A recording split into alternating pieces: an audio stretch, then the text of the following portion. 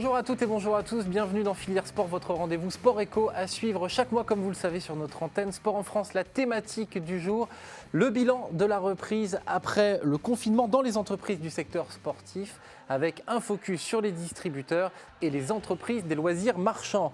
Nous dresserons donc un premier bilan après seulement quelques semaines de déconfinement. L'activité est-elle repartie ou au contraire marque-t-elle le pas? Éclairage avec nos invités dans la première partie de ce Filière Sport. Dans la seconde partie, nous parlerons de vélo électrique et très précisément de la filière de recyclage des batteries, un enjeu écologique mais également économique. Frédéric Edouin et David Turmel, représentants de la société Corépil, un des acteurs majeurs du secteur, nous feront le plaisir de tout nous dire sur cet univers un petit peu confidentiel dans le vélo. Bonjour à tous et bien sûr, bienvenue à mes invités. Benjamin Robinet, vous êtes directeur marketing de la société GoSport et Virgile Caillé, vous êtes délégué général de l'Union Sport et Cycle. Samy Kamar-Zana de la société Arcos est avec nous également par Skype. Messieurs, nous allons commencer la première partie de cette émission. Elle s'appelle Money Time.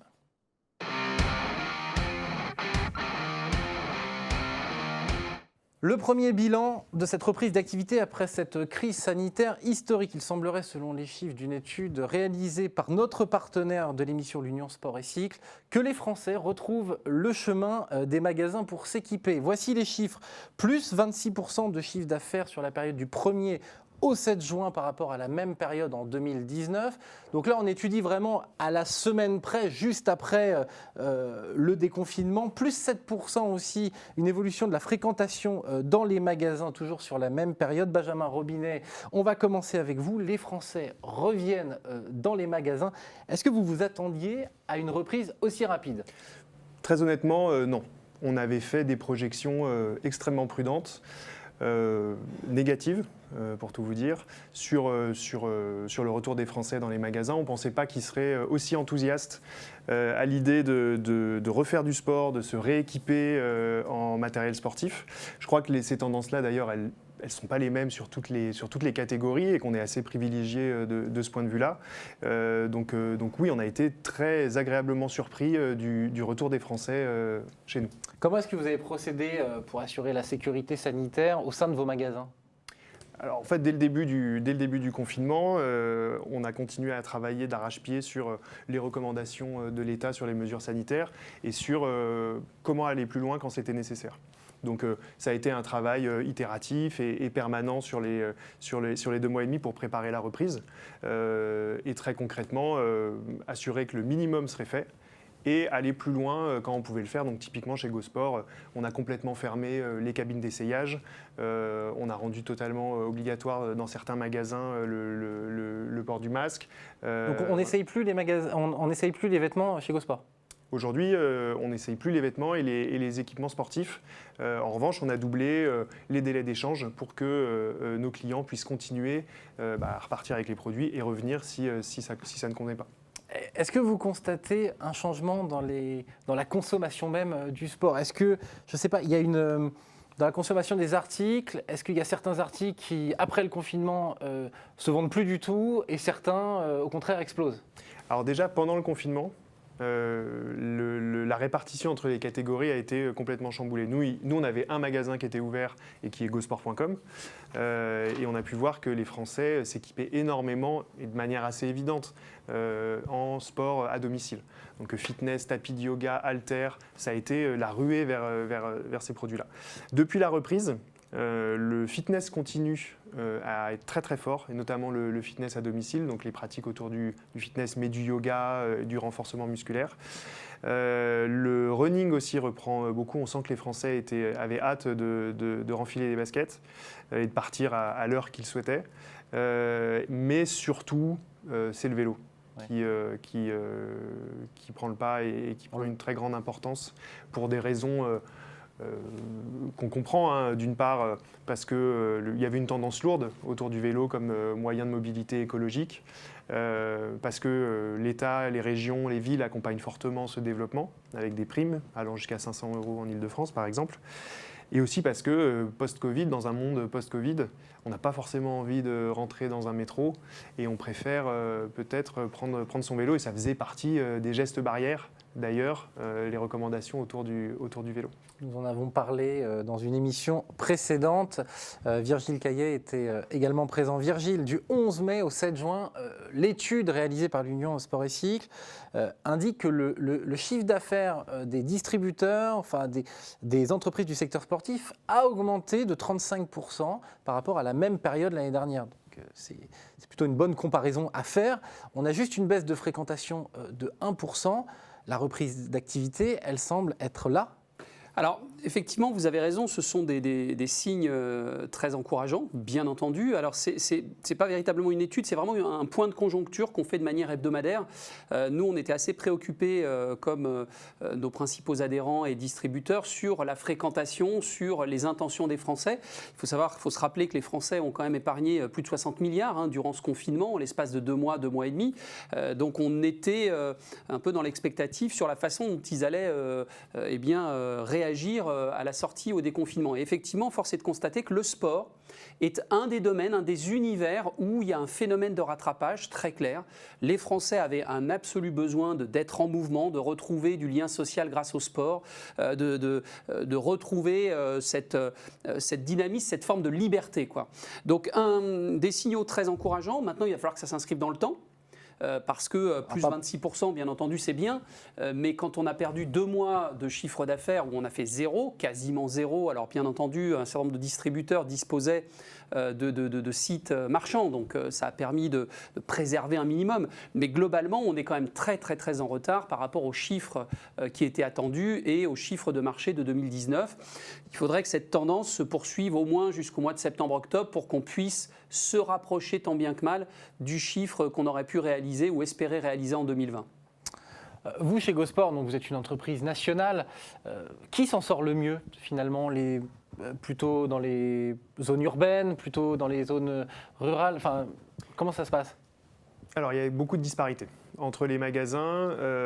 Nous, on va constater des croissances qui peuvent aller de plus 150% de manière assez durable sur un magasin à moins 30%. Sur d'autres. L'analyse qu'on en fait, c'est globalement les magasins qui sont présents dans des grands centres commerciaux sont plus à la peine. Là aussi parce que on imagine bien que les Français n'ont pas nécessairement envie de se rendre dans des grands centres commerciaux ou sur des zones où nos clients étaient des travailleurs. On voit directement l'impact du télétravail. Ou sur des grandes zones de travailleurs, le trafic dans le magasin est plus compliqué. A l'inverse, sur des magasins dans des zones périurbaines, on va connaître des croissances qui peuvent monter jusqu'à 100-150%. Les magasins à la frontière, les magasins frontaliers aussi, ont des croissances depuis la réouverture des frontières qui sont très fortes, qui peuvent dépasser les 80%. Donc voilà, les disparités sont fortes entre les typologies de magasins. Est-ce que cette période si particulière, elle a changé votre stratégie chez GoSport, par exemple, renforcer le e-commerce? Alors, cette période, elle a en fait conforté la stratégie qu'on avait écrite l'année dernière, qui tourne autour de 4 axes, et je vais le faire très rapidement, mais qui est le sport. Et là, on voit qu'on est vraiment au cœur du sujet, qui est les grandes marques internationales. Là aussi, sont plébiscitées par nos clients quand ils reviennent dans les magasins. Les zones urbaines, les clients urbains en ville. Et notre 4e focus qui est l'omnicanal. Donc, correspondent aux usages de nos clients qui sont sur mobile, Internet, qui viennent en magasin et qui mélangent en fait tout ça. Donc non, ces 4 points, ils ont été en fait validés et on va même les accélérer en période post-crise. Virgile, Benjamin le disait tout à l'heure, c'est le vélo en fait, le grand gagnant de ce retour. On le voit dans les chiffres que vous voyez à l'infographie. Il fait bon vendre des vélos en ce moment? Alors c'est effectivement un marché porteur, on va dire. C'est un marché qui est très dynamique. C'est très impressionnant et pour vous dire la vérité, la totalité des acteurs du secteur, les professionnels, ont été presque un peu débordés par ce succès. Une conjonction de phénomènes, on l'a déjà évoqué sur ce plateau. Toujours est-il qu'on est à plus de 100% de progression par rapport au même mois l'an dernier. Ça veut dire que si on réalise 2 mois de ce calibre-là, eh bien, on arrivera à rattraper en grande partie le retard accumulé sur les 2 mois de confinement. Donc c'est une très bonne nouvelle. C'est une très bonne nouvelle aussi pour la planète. Parce qu'on est quand même, vous le disiez, dans un moyen de transport écologique. C'est une bonne nouvelle pour les Français, parce qu'ils vont se maintenir en bonne santé, et on sait que c'est un des éléments barrières pour lutter contre les pandémies telles qu'on l'a vécu. Donc voilà, on pense que c'est quelque chose qui va s'inscrire dans la durée, mais néanmoins, si on enlève le cycle par rapport aux résultats des articles de sport, globalement, tout cela reste très très très positif. Ça crée des vocations. Est-ce que vous voyez une augmentation des professionnels du vélo qui... Oui, augmentation du nombre de magasins, augmentation des besoins en matière de formation, augmentation sur tous les services associés, réparation, etc. Donc oui, il y a un vrai phénomène et on a la chance d'avoir une vraie industrie du cycle en France avec des spécialistes, des marques réputées, donc c'est une vraie bonne nouvelle. Et nous parlerons dans la seconde partie de cette émission du recyclage des batteries des vélos électriques. Nous allons parler maintenant du secteur des loisirs marchands avec Samy Camarzana qui est avec nous par Skype. Samy Camarzana, vous êtes cofondateur de la société Arcos et vous, votre activité, vous avez créé des salles d'escalade dans les zones urbaines. Alors selon une étude récente qui est toujours réalisée par notre partenaire de l'Union Sport et Cycle, la fréquentation dans les salles d'escalade a diminué de plus de 40% sur les 2 dernières semaines. La reprise, elle est un petit peu plus dure pour les loisirs marchands, alors que ce soit l'escalade, ce soit le foot à 5. Quel est votre ressenti chez Arcos ? Alors, bonjour. Déjà, grosso modo, on observe un phénomène qui fonctionne par palier. C'est-à-dire que nous, dans nos salles, on a une fréquentation qui est faite en 2 temps. Il y a d'un côté les habitués, ceux qui sont déjà abonnés chez nous, et les nouveaux venus. Donc on observe sur les 3 premières semaines, puisqu'on a réouvert dans les zones vertes à partir du 3 juin, une augmentation, grosso modo, du nombre d'abonnés, du nombre de nouveaux progressive. C'est-à-dire en semaine 1, on a eu beaucoup de mal à attirer des nouveaux, semaine 2 un peu moins, semaine 3 encore un petit peu moins.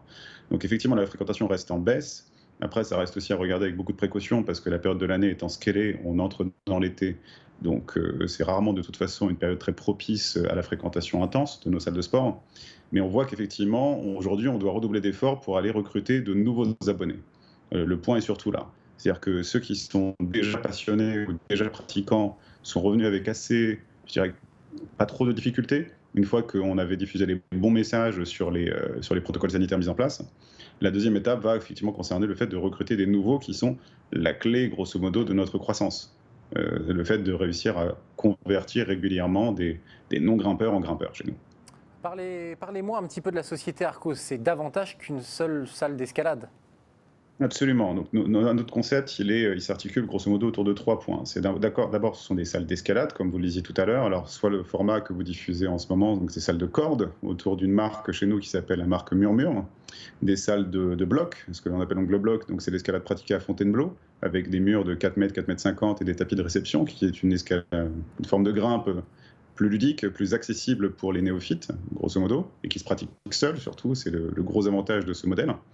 Et autour de ça, on a agrémenté des lieux de vie. Donc, soit des sports, ce qu'on appelle les sports doux autour, donc yoga, pilates, fitness au sens large, et des restaurants qui sont conformes aux valeurs du reste du groupe, à savoir locaux, bio, responsables, avec une carte courte et qui tourne régulièrement, pour proposer, si vous voulez, une expérience complète. Samy, pour une structure comme Arcos, comment s'est passé le confinement ? Combien d'employés et combien d'employés au chômage technique finalement ? Grosso modo, pratiquement tous.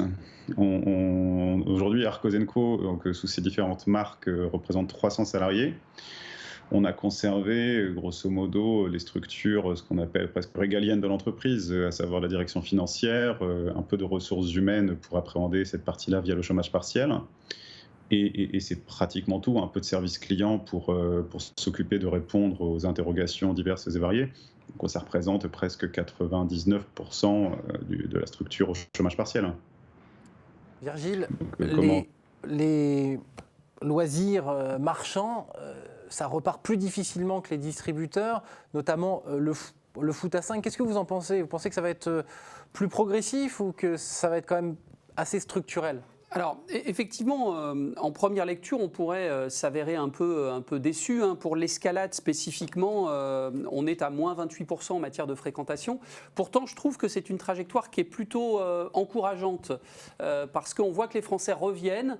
Il y avait nécessité de leur apporter un peu de confiance, bien entendu, parce qu'on est quand même dans des zones, si ce n'est confiné, en tout cas, on est dans des espaces indoor.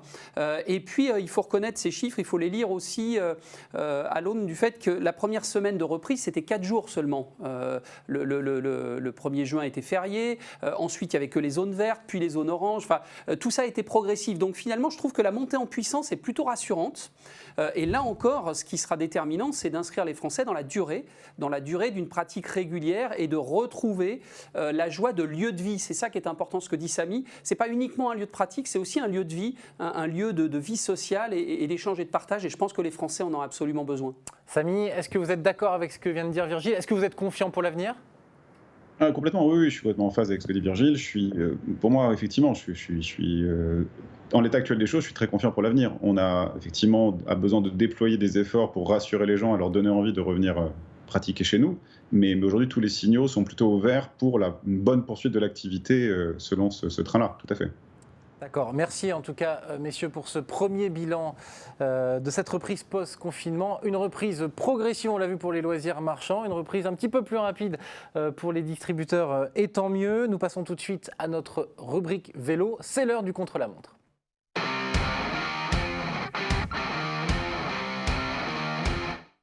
Deuxième partie de votre émission Filière Sport et comme d'habitude nous allons parler de vélo. Aujourd'hui un sujet un petit peu plus technique que d'habitude, la filière de recyclage des batteries de vélos électriques et j'ai le plaisir de recevoir Frédéric Edouin et David Turmel de la société Corépil. Bonjour messieurs et merci d'avoir accepté notre invitation. Alors j'aimerais pour commencer que vous expliquiez à nos téléspectateurs, on va commencer avec vous Frédéric, en quoi consiste votre activité chez Corépil? Corépil est un éco-organisme qui a été créé il y a 20 ans et qui collecte et recycle les piles et petites batteries. Et depuis 2 ans, nous avons diversifié avec la filière batterie de mobilité, batterie de vélo, batterie de trottinette, etc., afin de répondre à une demande croissante, étant donné la popularité de ce mode de déplacement. Est-ce qu'on parle là de la filière mobilité électrique ? Oui, absolument. Aujourd'hui, donc, les chiffres du marché sont là, comme le dit Frédéric.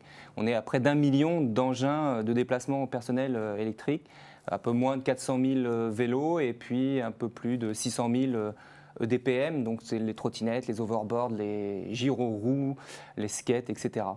Et tout ça, ce sont des volumes, des mises sur le marché et des tonnes de batteries. Ça fait à peu près 3000 tonnes qu'il faut s'occuper, ou qu'il faudra plutôt s'occuper, puisqu'aujourd'hui on est sur la mise sur le marché et pas encore sur la collecte. Une batterie de vélo électrique, c'est quoi? C'est composé de quoi? Alors c'est environ 3 kg et c'est composé de petites cellules lithium-ion qui elles-mêmes contiennent des métaux qu'il faut recycler. Alors on en parlera tout à l'heure peut-être sur comment on les recycle et ce qu'elles contiennent. Bon, on peut en parler tout de suite. Moi j'ai un vélo électrique, ma batterie ne fonctionne plus. Oui. Comment je fais pour recycler ma batterie? Alors tout d'abord il faut la rapporter dans un magasin.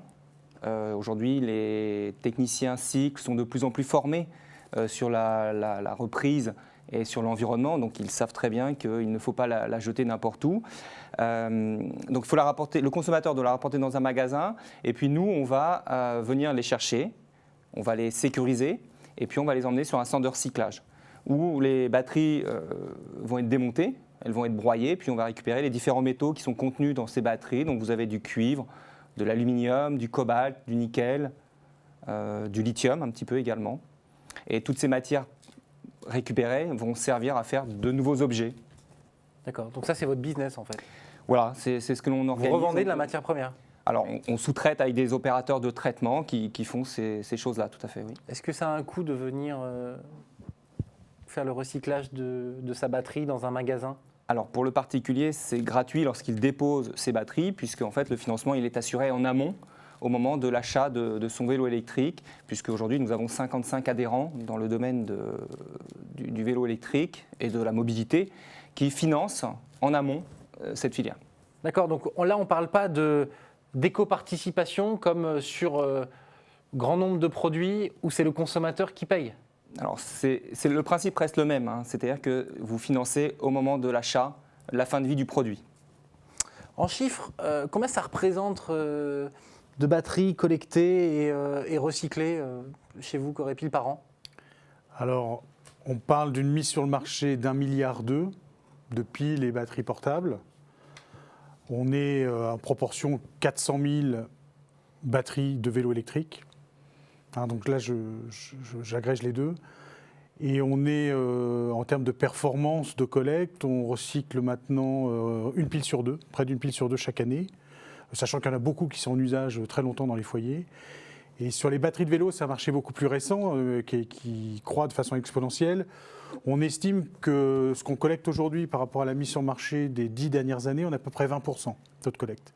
Donc il faut par contre bien avoir en tête de les mettre de côté, de ne jamais les mettre dans les ordures ménagères et de les rapporter dans... alors pour les piles portables... Qui fait ce rôle de communication? Parce qu'il est là l'enjeu. C'est-à-dire que moi j'ai des piles chez moi, il faut que je pense à les recycler. Qui va communiquer? C'est vous? Ce sont les autorités publiques? C'est un peu tout le monde, en fait. On est une mission d'intérêt général, donc nous, on développe des contenus et on communique assez largement pendant la Semaine européenne du recyclage des piles qui a lieu à la rentrée chaque année. Au moment du printemps, grand nettoyage de printemps, on fait des opérations de communication globalement sur piles et batteries. Et puis sur la niche, entre guillemets, puisque ça reste relativement plus petit, les batteries de vélo, on communique chez les revendeurs, on a des affiches sur les sites internet. Les vendeurs sont aussi formés, les fabricants de vélos bien sûr communiquent pour rassurer le consommateur sur le fait que la batterie, le prix de vente global tient compte du recyclage en fin de vie ultime, et une batterie de vélo ça peut durer 3, 5, 7, 10 ans avant de revenir. Donc aujourd'hui on engrange les moyens, les financements, les moyens de recycler demain jusqu'à 100% de ce qui pourra revenir. Pourquoi la création de cette filière mobilité électrique, elle était très importante pour vous? Alors c'était une demande d'émetteurs sur le marché, les fabricants de cycles électriques qui avaient besoin d'avoir une solution et de rassurer leurs clients pour collecter et recycler proprement les produits une fois arrivés en fin de vie. Malheureusement, les batteries n'ont pas une vie éternelle. Au bout de quelques années, elles commencent à affaiblir. Et donc c'était avoir une filière complète, mutualisée, pour gérer cette problématique. Est-ce qu'il y a plusieurs acteurs sur le marché? Vous êtes tout seul à faire ça? On a démarré donc en janvier 2018, on était les premiers à avoir lancé cette filière. Alors je crois que sur les petits engins de déplacement personnel, les trottinettes, il y a une nouveauté récente, mais je ne sais pas trop. Alors je ne sais pas qui veut répondre à la question, mais c'est la question spéciale confinement. Comment ça s'est passé pendant le confinement? Comment est-ce qu'on est allé collecter ces batteries? Alors on n'a pas collecté puisque les magasins étaient pour la plupart fermés. On a mis les collectes on a suspendu les collectes pendant le confinement. Et puis à la sortie du confinement, on a redémarré.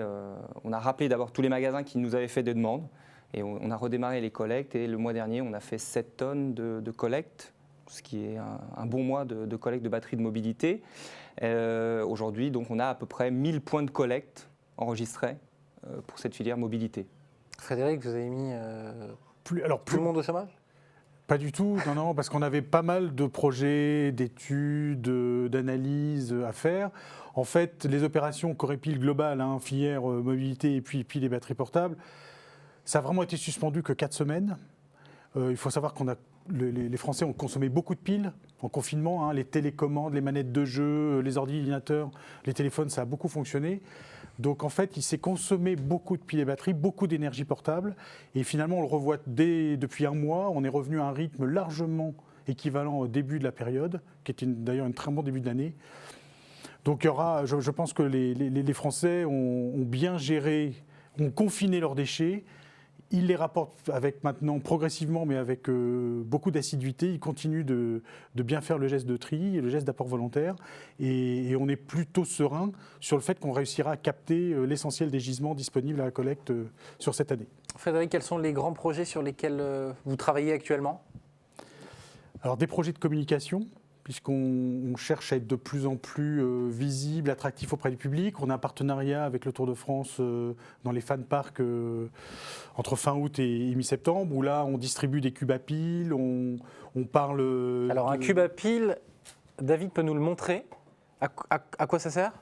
Alors, ça sert dans la maison, dans un coin de la maison, un placard, un tiroir. Ça sert à stocker ces piles usagées. Et en gros, ça, c'est à peu près 1 an de consommation d'un foyer avec 2 enfants.